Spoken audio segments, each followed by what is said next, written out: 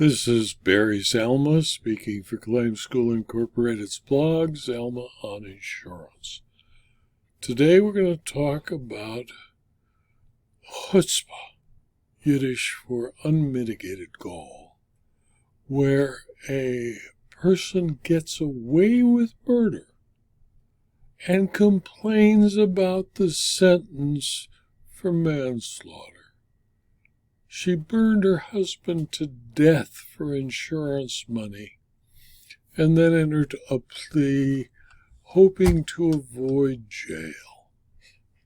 Mendy Powell Neal, who was charged with the first-degree premeditated and felony murder of her husband and the aggravated arson of their home, entered a North Carolina versus Alford plea, best interest to voluntary manslaughter, a Class C felony, in exchange for dismissal of the felony murder and aggravated arson counts on the presentment and agreed range of 3 to 4 years, with the trial court to determine the length and manner of service of the sentence. At the conclusion of the sentencing hearing, the trial court denied the defendant's request for judicial diversion, determined she was not a suitable candidate for probation or other alternative sentencing, and sentenced her as a Range 1 standard offender to 4 years at 30% of the Tennessee Department of Corrections panel requirements. In State of Tennessee v. Mendy Powell, the Court of Criminal Appeals of Tennessee on November 26, 2024, affirmed the trial court. The defendant's husband, Matthew Neal, died in a house fire that totally consumed the couple's Charlotte log home. The defendant was charged with first-degree premeditated murder of the victim, the first-degree felony murder of the victim during the perpetration of an aggravated arson, and the aggravated arson of the home. The defendant proceeded to a jury trial where the state presented evidence for 3 days establishing the crimes.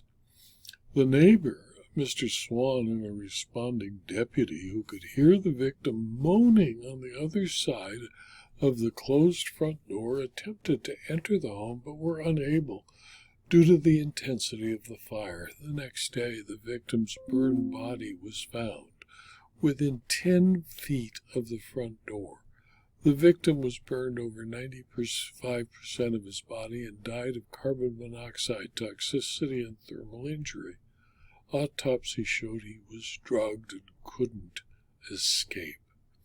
Regardless of the evidence of premeditated murder, the trial court found that the defendant's lack of minimal history was an applicable mitigated factor, and enhancement factors that the victim was particularly vulnerable because of age or physical or mental disability, that the defendant treated or allowed the victim to be treated with exceptional cruelty during the commission of the offense, that the defendant had no hesitation about committing the crime when the risk to human life was high, and that the defendant abused a position of private trust that significantly facilitated the commission of the offense.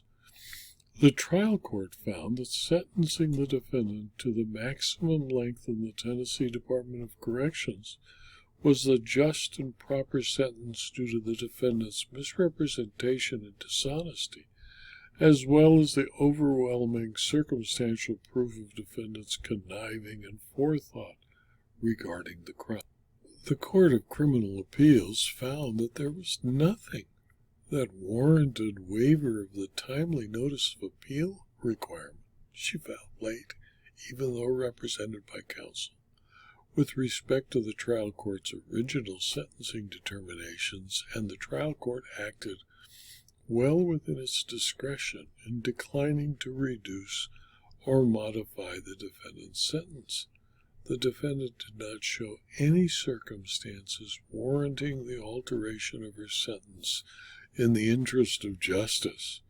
She was a premeditated murderer and was allowed to plead to manslaughter.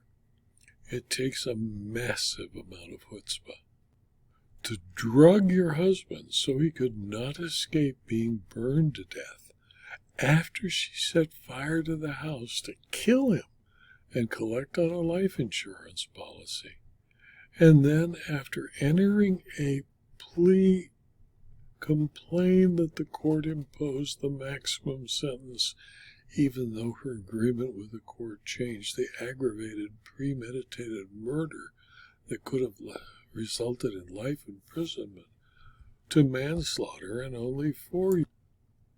It takes a massive amount of chutzpah to drug your husband so he could not escape being burned to death after setting fire to the house to kill him and collect on a life insurance policy.